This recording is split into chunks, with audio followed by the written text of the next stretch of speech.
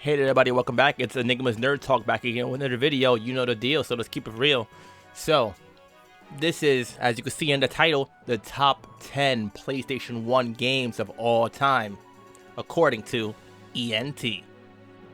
Coming in at number 10, we have Crash Bandicoot Warped. The third game of the Crash Bandicoot series. Warped continues things pretty normally as far as the series goes. More of the good old classic, if it ain't broke, don't fix it. But this one added a little bit of a twist. This is the first game that includes Coco, Crash's younger sister, as a playable character. She makes an appearance in part 2, but she's not playable yet until this one. You're able to use her in a few different stages. For example, in one she's like riding a tiger, and in another one she's riding like some kind of jet ski over the ocean or something like that, and it's actually like pretty cool, but all her stages seem to be like riding something. Don't know why, but that's how the developers wanted it, I guess. If not for that change though, really this could be pretty interchangeable with the other two games in the series of the trilogy. So it's a classic platforming series and childhood favorite of PlayStation 1 gamers everywhere. It also introduced the Bandicoot as an animal to a bunch of people who probably had no idea that it was a real thing. Or maybe that was just me, I don't know. Coming in at number 9, we have Ape Escape. One of the best platformers on the console, as well as the first game in history to make the use of a DualShock or dual analog controller mandatory. The reason behind this is that you use the analog sticks to move, as well as use the various gadgets that you collect throughout the game to catch all the apes that escaped, hence the title. This took gaming even further controller wise and was a great game to boot. It started off the Ape Escape series, which continued onto the PSP and PS2 consoles, and was a fun, colorful adventure of capturing these mammals in various stages. Very wacky, silly, and fun. I loved it, especially as a kid growing up. It was pretty dang cool, honestly. All the little apes with their different names and shorts and all these little helmets and even all these wild predicaments and everything like that. It's pretty cool. Those of us, though, who didn't have a controller with the analog sticks, unfortunately, were unable to play until we did get one. And the controls might have been something that we had to adjust to for those that weren't used to using like DualShock controllers and things of that nature, but it was definitely entertaining and earns its spot right here on this list. Coming in at number 8, we have Team Buddies. The most humorous game on this list and one of the most unknown ones probably. Team Buddies is a kind of like RTS, 4-man squad top-down shooter with a focus on building and completing various objectives on a variety of maps. Based on the formation and the number of crates that you use when building, you can make various types of buddies and weapons. It probably sounds pretty crazy already, I'm sure, and it very much is a silly type of game that makes for a very fun time. It also, on top of that, has split screen play for up to 4 players, which is definitely fun as well to go head to head with your friends in all this wacky, crazy, like mayhem that you can unleash in Team Buddies. I consider it a PlayStation 1 classic, and hopefully you guys check it out. Coming in at number 7, we have Megaman Legends, the first of the Megaman Legends series of the overall Mega Man franchise. This game took the series in a completely different direction, from 2D to 3D, from platformer to action adventure, with more of a focus on story and dialogue. A standout game for the PlayStation 1, which also did get ported to the N64 later on, and led to it getting a prequel in The Misadventures of Tron Bonne, as well as a sequel in Mega Man Legends 2.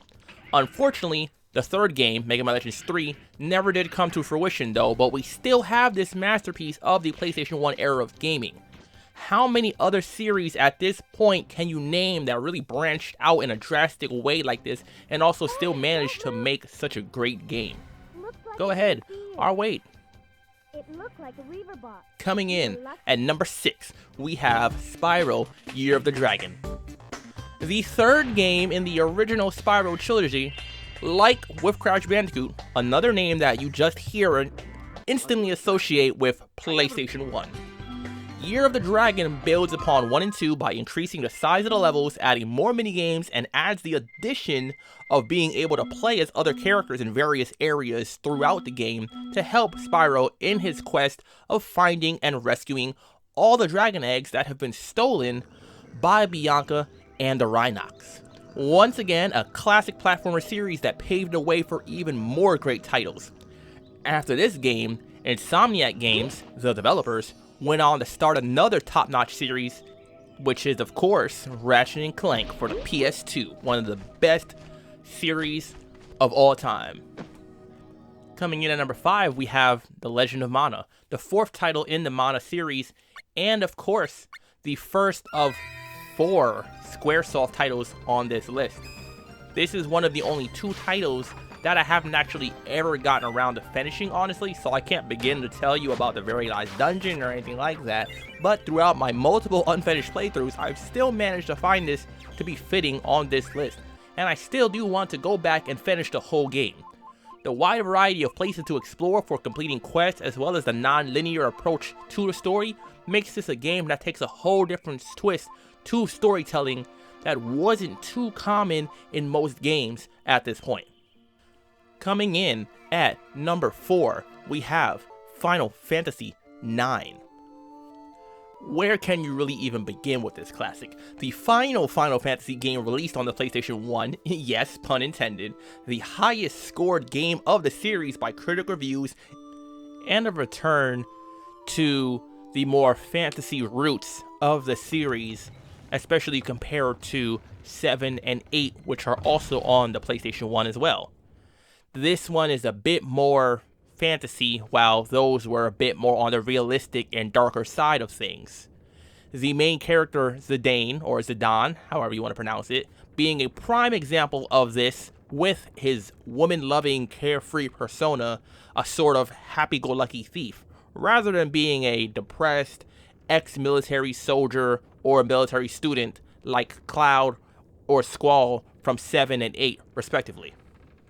Now, before I get into the top 3, I'm going to give you a few seconds to guess, and while I do that, just remember to subscribe to the channel if you have not done so already. Follow the channel on Twitch, Instagram, and Twitter, of course, to stay up to date, and click the thumbs up button if you liked the video. Now, have you thought about what the top 3 is? 3, 2, 1. Number 3, Metal Gear Solid. Now, a list of the best PlayStation 1 games would not be complete without this. I'm sure you guys knew it was on here somewhere. Not just one of the best PlayStation 1 titles, but often considered as one of the best video games ever. It led to many sequels that make up the expansive and often confusing lore of Metal Gear. A truly great game that defined the stealth genre and a focus on cinematography in video gaming. One of the first games that really seemed like it was a dang near full-on movie, full-on voice acting, a story with interesting characters, plenty of drama, and who could forget those boss fights like Revolver Ocelot and the Sniper Wolf. An overall very memorable experience. Coming in at number 2, Brave Fencer Musashi. This is easily one of the best JRPGs on the PS1 and a standout overall PlayStation 1 game that seems to be quite underlooked. This is one of the only games on this list that I feel like whenever I mention it to people, they have never heard of it before. Features such as switching between day and night to have different effects on the game, a fatigue system where Musashi gets tired and his movement and combat are affected, as well as the combat system of having 2 swords to use in various situations, made for quite an innovative and interesting title overall. The titular character is based on the famed Japanese samurai Musashi Miyamoto, which is another pretty cool, interesting thing, but then again, hey, I like history. Coming in at number 1, Saga Frontier 2. One of the main games that comes to mind whenever the PlayStation 1 is mentioned for me. Yet again, another JRPG and another title developed by Square. As I said, there are 4 on this list. This is the 4th one right here. They truly were the top developers at the time, and this is one of the prime examples, albeit an underlooked one. Between the soundtrack, the artwork, the characters, the plot, I mean pretty much everything, honestly. This is one of the top JRPGs and PS1 titles overall. The story split between the 2 characters that intertwined at times, spanning over the course of almost a century, with various party members coming and going. It all can be a bit confusing at first, but for the players that take the time to really play the game and immerse themselves into the lore, they're in for quite a treat. There is a review of Saga Frontier 2 on the channel. If you want to check that out, link will be in the description box below.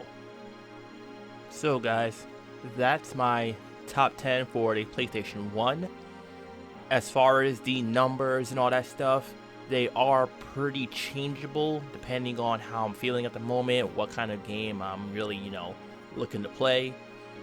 And I also have a whole other list of 10 PlayStation 1 games. That's honorable mentions. Those will be in the description box below, because this is one of the best consoles ever in my opinion. This was one of the harder lists to make just because of how many good games that there were that I really liked.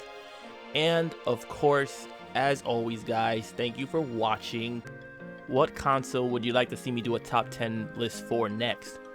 It doesn't have to be top 10 games for a console necessarily. It could also be top 10 of a certain genre or anything like that, a specific year. Just feel free to leave that stuff in the comment section and I'll be checking it all out. This is ENT and I am OUT.